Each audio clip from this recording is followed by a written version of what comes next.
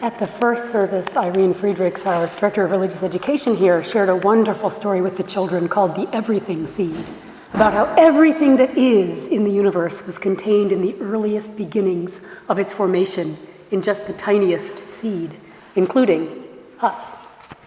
And after that story, she issued an invitation that I would like to share with you now. She said, for the past 4 weeks, the children here have been learning about their interconnections to Mother Earth. In their Nature Awareness workshop, they had the opportunity to look at the world from a natural perspective, knowing where creeks flow and the trees grow, helping us to understand the balance of the world from a strictly man-made one full of roads and buildings to a world that also contains the beauty of nature. Then they also had a unit called Trash to Treasure, where they learned about the 3 R's, reduce, reuse, and recycle. And they made wonderful sculptures out of things that would otherwise have been thrown away. They made compost that will eventually go into our gardens out front, and they learned what can and cannot be thrown into the compost pile, and the importance of worms in breaking down all those added materials. Who thinks to appreciate worms? And finally, they studied how creatures become endangered when their habitats keep shrinking. So in honor of our 7th principle, and I'll be talking more about that later in the service, Religious Education invites all of you today to come downstairs for coffee hour in the lower lobby and to visit the museum they have made of artifacts from all these different workshops. So you can see what they've been up to and learn a little more from them about how we might take better care of the earth. So please join them. They're looking forward to having you enjoy and see what they've been up to. This reading comes from my colleague Barbara Merritt, and she writes, which brings us to the 7th principle of the Unitarian Universalist Association. We covenant to affirm and promote respect for the interdependent web of all existence of which we are a part. It is a religious statement that necessitates certain fundamental spiritual truths and disciplines. The first of these is humility. If we are part of something larger than ourselves, then the arrogance that we are self-made and self-sufficient must end. We must leave behind our delusion that we have control, our imaginative belief that we are safer when we are alone, and our preference for self-centered assessments. We need to open our eyes to our interdependence.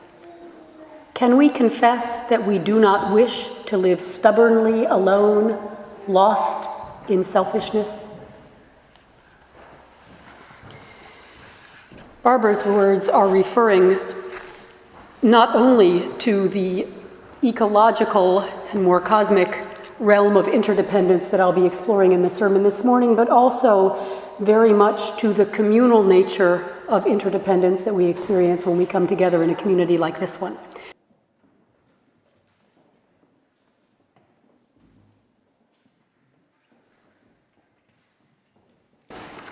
It's a great pleasure and honor to have members of the Media Chamber Chorale here with us this morning, and I thank you for that stunningly beautiful music that you've given us.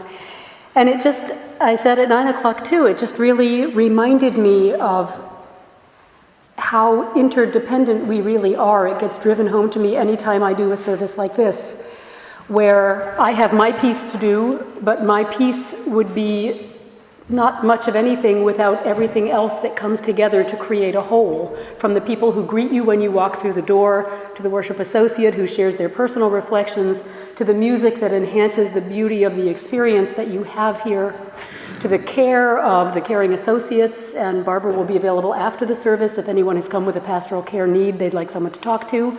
She'll be available at the side of the sanctuary after the service. The way we all come together to care for one another in an interdependent community. And I just thank you for the opportunity to be part of that interdependent community with you this morning.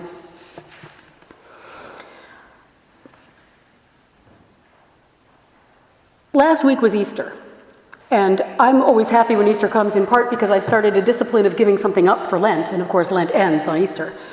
And for the last several years, I have given up both flour and sugar during Lent, which knocks out a lot of food. Now, I'm not super strict about the sugar part. You know, if it's way down in the ingredients list, like it is in canned soup or tomato sauce, I just ignore the fact that it's there. But I do rule out most yogurt with fruit because it's got more sugar than fruit, so I consider that a sweet rather than a fruit. Now, for some people, giving things up for Lent is a form of penitence, a way to sacrifice and even suffer in preparation for the sacrifice and suffering of the crucifixion. I understand it a little differently. For me, Lent provides a useful structure. It offers a time-limited opportunity to take on a spiritual discipline of some kind, not out of guilt and sacrifice, but out of gratitude for the abundance of my life. It's a way to remind myself not to take that abundance for granted. When I give up flour and sugar, I automatically rule out almost everything that I tend to eat mindlessly. Now, if I don't happen to like potato chips, which technically would still be an acceptable part of my diet, my go-to foods, if I'm going to just reach for something while I'm reading or watching TV, you know, that kind of mindless eating most of us do sometimes, I'm going to reach for the pretzels or the crackers or the cookies or the jelly beans. So giving up flour and sugar forces me to stop, sometimes many times in the course of a day, and be intentional about what I eat. It makes it very hard to eat on the run because no flour means no sandwiches, no hamburger buns, no tortillas. All my favorite fast foods are out. And that means I either have to plan ahead and take something with me or be hungry. I can't take the constant, ready access to food for granted the way I usually do. The most important thing for me is the way this discipline forces me to realize how much I consume that I do not need, and that in many cases is not even good for me. I have so much more than I need, and I assume that I do need it, or at least deserve it, or am entitled to it. The hardest part for me during Lent is that I am a real sucker for those machines where you put in your quarter and you get the handful of little candies. My favorite ones are the Mike and Ike's. You know, they're kind of like jelly beans, but elongated. I love to reward myself with that little handful of Mike and Ike's, especially at the end of a long day. If I stop at the grocery store, you know, it's a nice little treat. But it got to the point that I would buy that little handful every time I saw one of those machines, and there are a lot of them out there. So after 40 days of not allowing myself to do that, of seeing the machine and instinctively reaching for my pocket to see if I have change and then saying, oh, no, I see those treats differently. They reclaim their place as special treats, the occasional indulgence as opposed to a routine and almost unnoticed entitlement. Pay attention to advertising slogans, if you can stand it, and see how many ads factor in this idea that we somehow deserve the luxury that they're selling. I'm sure some of you are of the same generation as I and can remember the old L'Oreal ads targeted at hardworking housewives. It costs a little more, but you're worth it.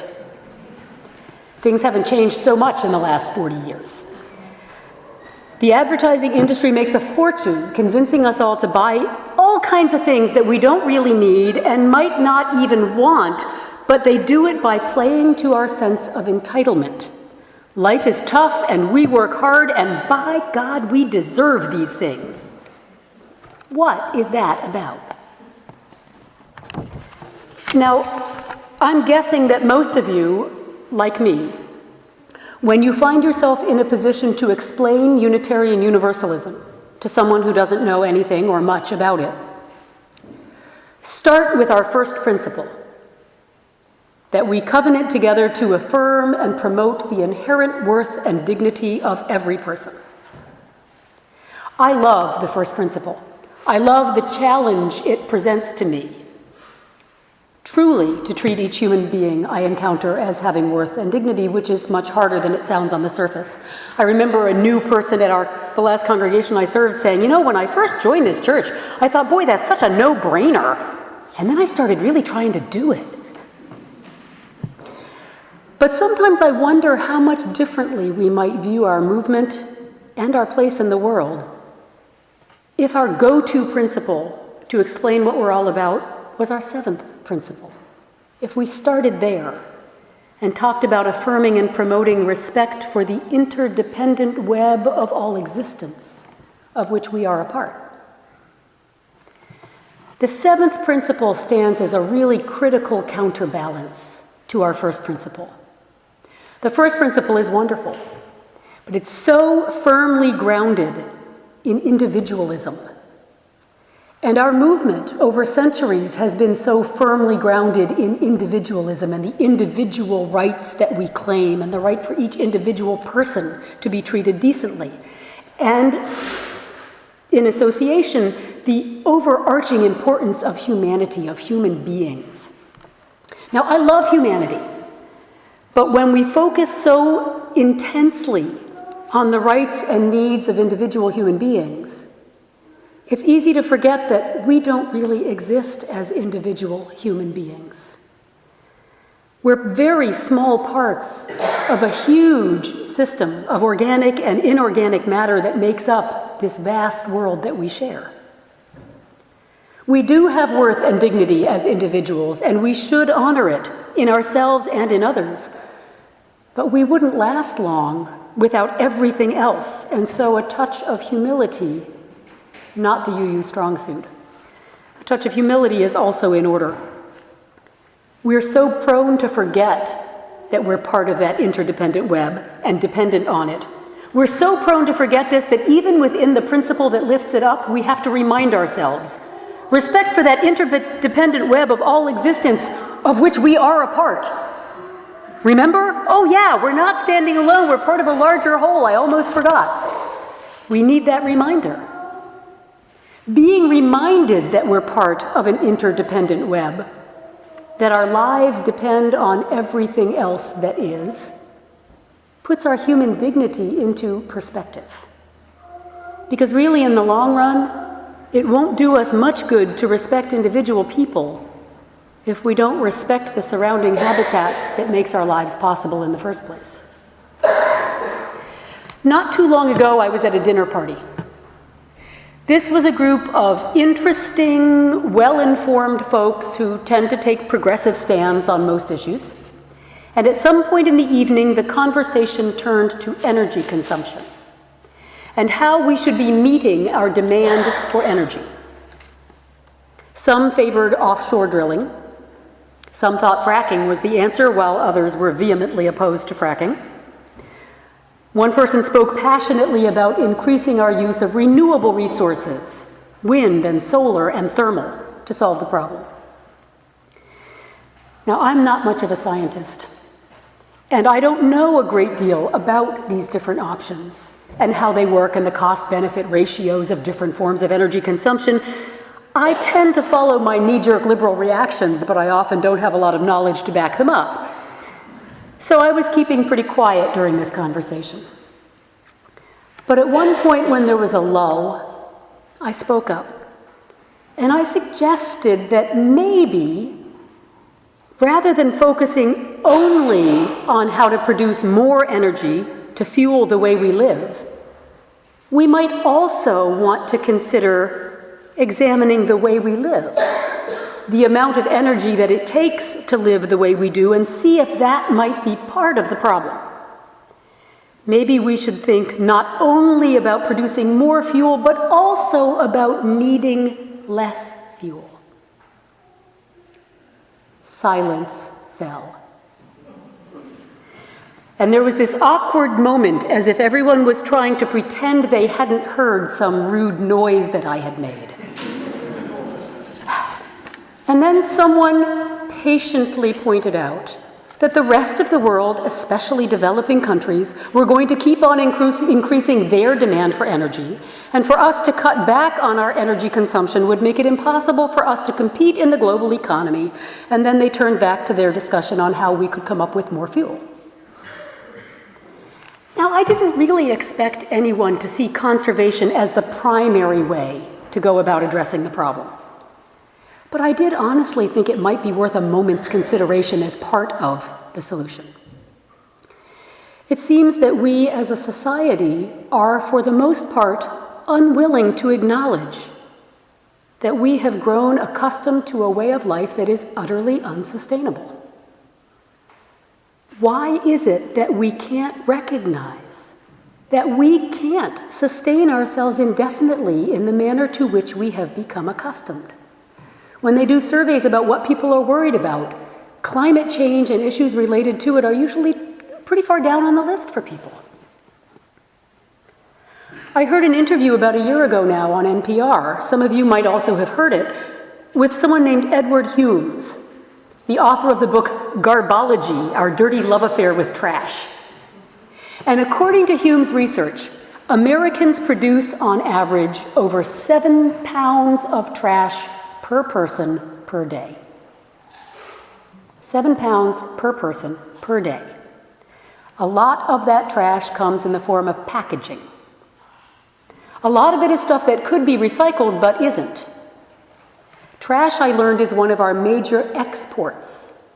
We export a lot of it to China, where they're willing to take it and try to use what's usable out of it.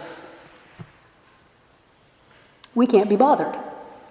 7 pounds of trash per day, per person, and much of it is simply the packaging that contained our stuff. And I can vouch for this because my husband John recently got a new printer. And after he had unpacked it, the sack of trash containing all the styrofoam packaging was bigger than the original box the printer came in. And while we can recycle the cardboard box, there's nowhere near us that we can take the styrofoam. So it goes in the trash. My colleague Morgan McLean, who serves at the mainline Unitarian Church in Devon, wrote a few years ago, "One year for Lent, I gave up plastic. For 40 days, I sought to live without buying or using plastic. No yogurt containers, or packaged food, or microwavable meals. I ate a lot of vegetables. And spaghetti because it was the only pasta that didn't have a little plastic window in the box. It was hard to buy meat until I realized I could bring in my own container to the local market.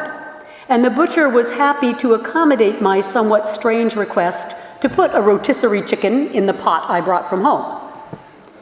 I have to admit, I all too happily went back to using plastic, but since then I have been ever more mindful of it." Now, Morgan's fast from plastic makes my flour and sugar thing look really easy.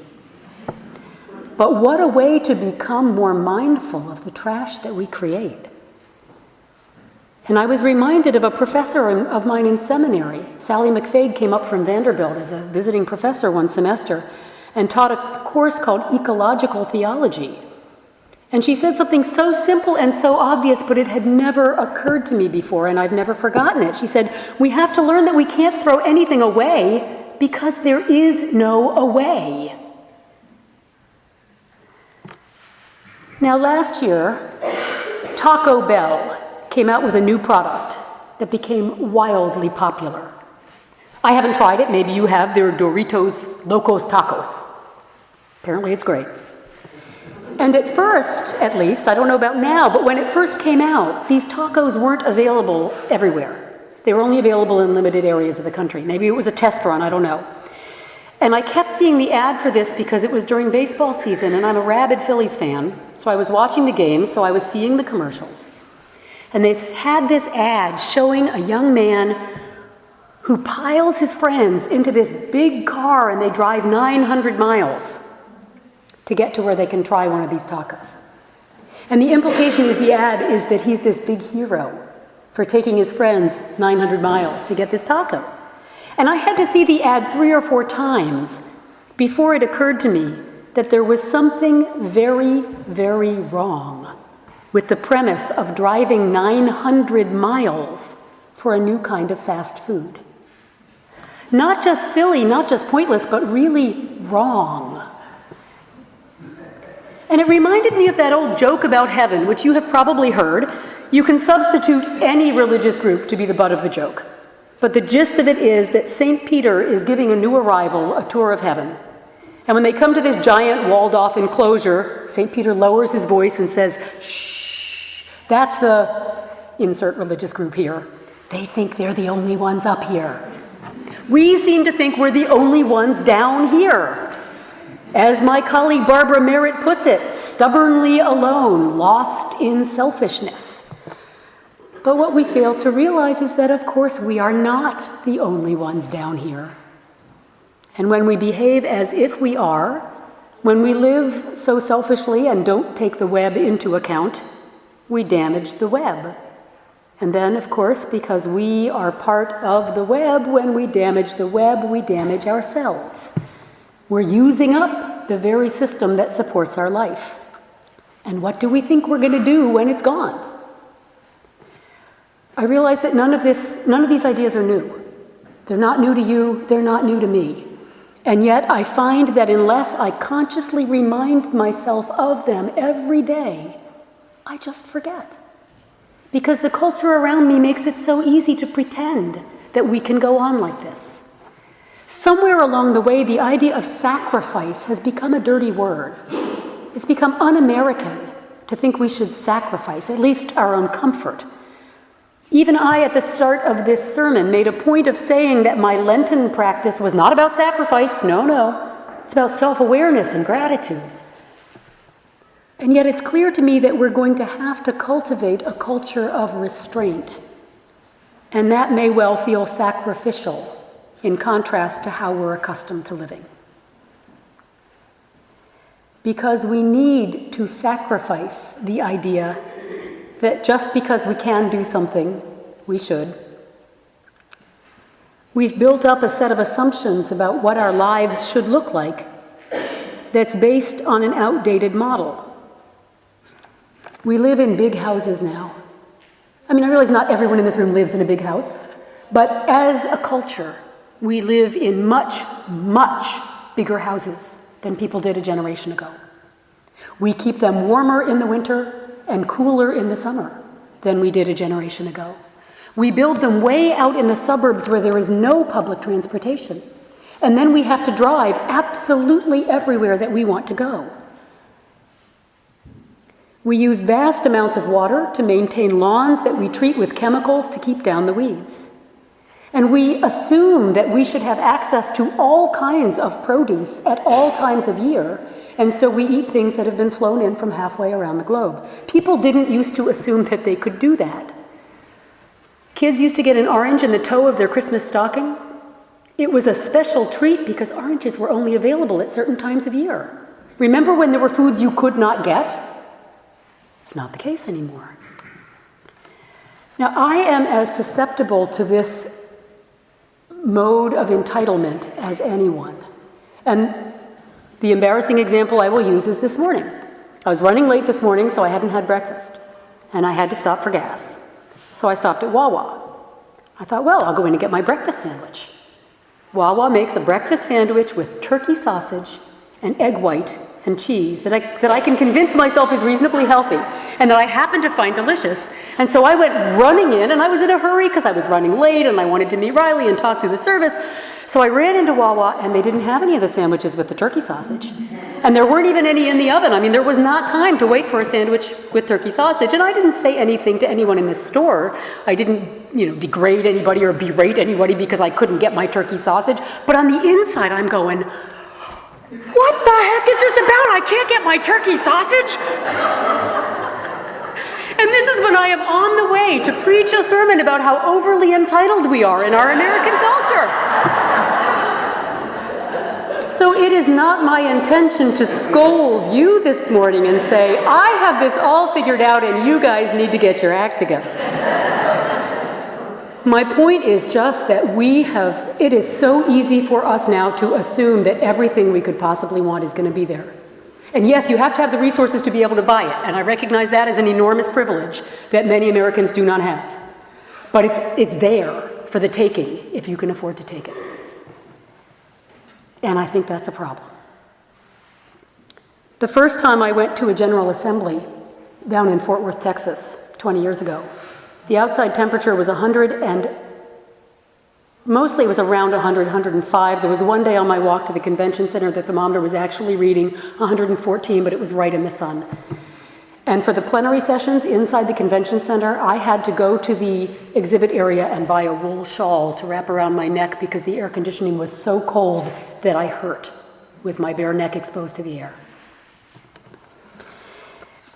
And when I went to Phoenix for a General Assembly there, I was stunned by the resources that they used to make a desert feel inhabitable. You're standing outside the hotel waiting for a cab and they have the misters going in the entryway outside. You know, when you're standing outside, they have misters going, sending mist out into the air so that the air isn't quite so dry. Or the outdoor marketplaces have these misters, the restaurants, they're doing it everywhere. You know, it's possible that air in the desert should feel dry to our lungs. It's a reminder that it's not really a place that's comfortable for human habitation and that we ought to be doing our expansion perhaps somewhere better suited to it. Maybe there shouldn't be golf courses in the desert either. I heard on the radio just last week an alarming percentage of water usage in the Southwest that goes to maintaining lawns. And now I don't remember what it was, but it was something like 75% of water use goes just to maintaining lawns. And we do this because we can. Because the technology is there and it just doesn't seem to occur to us that we shouldn't necessarily be able to have whatever we want as long as it's still available. I don't have answers this morning. I just keep coming back to this burning question. How is it that we've come to the point that we find all of this waste and consumption acceptable? And in many cases, even desirable. Why do we believe that we're entitled to a level of consumption that's destroying the world in which we live? How did that happen? And why do we seem to think that we can get away with this behavior indefinitely, when the obvious truth is that we can't? I can remember, maybe only vicariously through my mother, but I know that there was a time when our culture took pride in thrift. Some of you might remember that. My mom's a New Englander and a child of the Depression.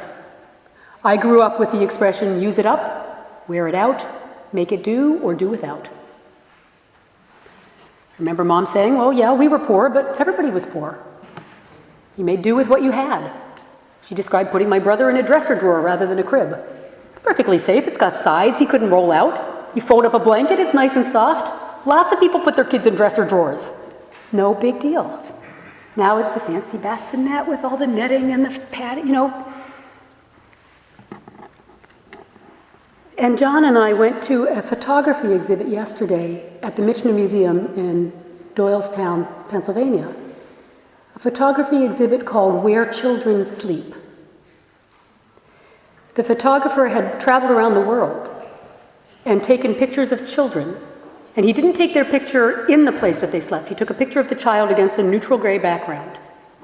And then he took a picture of the place where they slept. His original plan had been to call it children's bedrooms. And then he realized what a cultural assumption that was on his part, that children would necessarily have a bedroom. So there was one little girl who was, I think 4 or 5, who was a pageant queen. And her bedroom was full of tiaras and sashes and ribbons, and there she was in her adorable little outfit with the eyeliner and the makeup. But he didn't fall into the easy trap of photographing all rich American children with lush bedrooms and then third world children, you know, in poverty. He showed a mix from different parts of the world. And John and I walked out of there just shattered at the difference in expectations from one part of the world to another. And what we have come to assume is normative to be reasonably comfortable compared to what so many other people in so many other parts of the world think they need in order to be comfortable. When I think about all of this, I find myself feeling as though the small changes that I'm able to make are almost insignificant. And yet there are so many of us. That many small changes added together amounts to a lot. And I do believe that simplifying and reducing our footprint on this earth is vital. And that it can be a source of spiritual growth and satisfaction and even pleasure for us, not only an ecological responsibility. One of the most joyful vacations I ever took was a few days on a small island with family friends. No electricity, no running water. There was cell phone access out there, but since you couldn't recharge your phone because there was no electricity, they didn't use their phones unless it was a real emergency. And this was an island that was owned by one family that over the generations had gotten much bigger, so 4 or 5 different families worth of kids would all come. Sorry, I'm getting carried away. So there were maybe 15 kids ranging in age from 4 to 18. And they all had their tasks. They all helped pump water and prepare the salad and wash the dishes.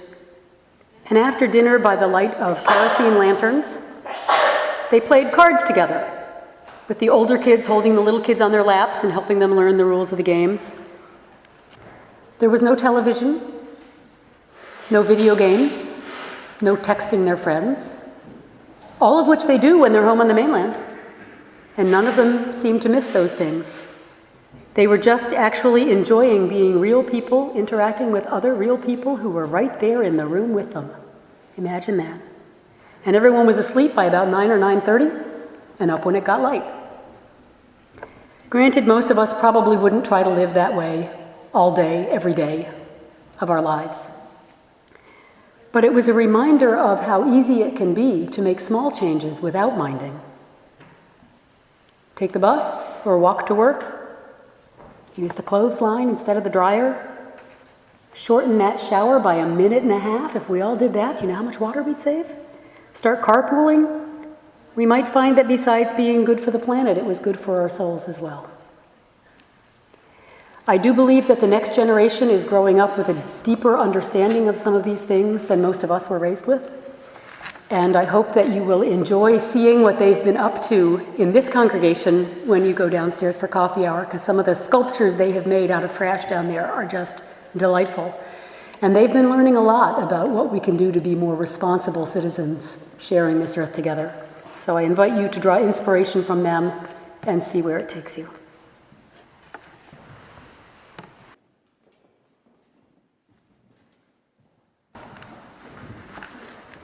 Our closing words come from Gary Kowalski.